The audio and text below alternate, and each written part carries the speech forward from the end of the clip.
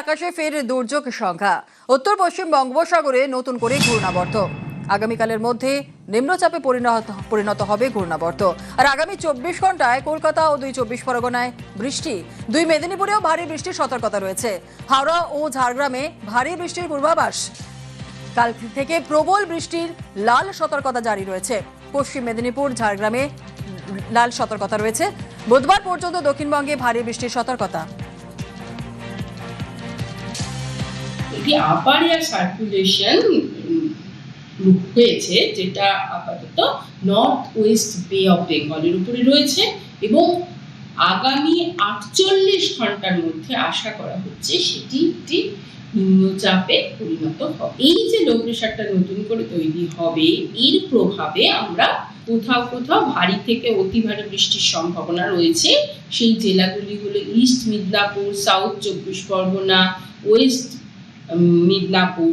এছাড়া ভারী বৃষ্টিপাতের সম্ভাবনা থাকছে ঝাড়গ্রাম, নর্থ 24 পরগনা, বাঁকুড়া, কলকাতা, হাওড়া ইত্যাদি জায়গায়। বৃষ্টি যেন পিছু ছাড়ছে না দক্ষিণবঙ্গে আবারও ভারী বৃষ্টির, অতি ভারী বৃষ্টির এবং অত্যন্ত ভারী বৃষ্টির লাল, হলুদ, কমলা সতর্কতা জারি করেছে আলিপুর আবহাওয়া দপ্তর।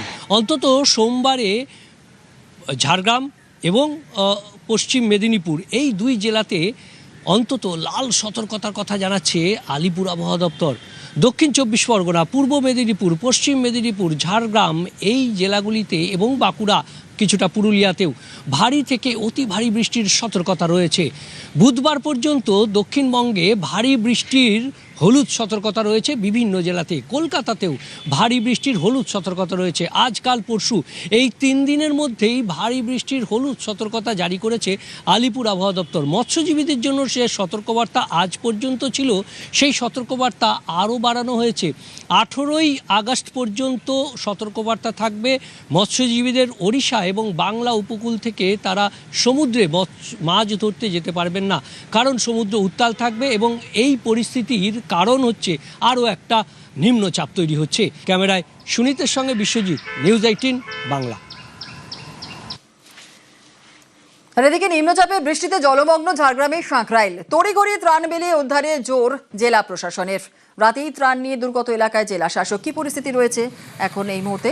আমাদের সঙ্গে রয়েছেন আমাদের প্রতিনিধি রাজু, এর বিস্তারিত জানাবে। রাজু, কি পরিস্থিতি এখন?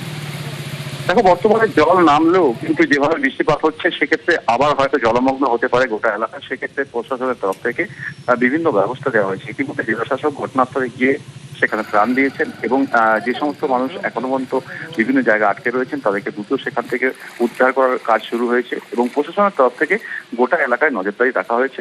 জেলা প্রশাসনের তরফ থেকে যেটা জানানো হয়েছে, যে সমস্ত মানুষ ক্ষয়ক্ষতি হয়েছে সেই সমস্ত ক্ষয়ক্ষতি যাতে তারা পান সরকারিভাবে, সেই সমস্ত ব্যবস্থা করা হয়েছে। ইতিমধ্যে সেখানে 2-1 দিনের মধ্যে হয়তো কৃষি ক্যাম্প বসানো হবে।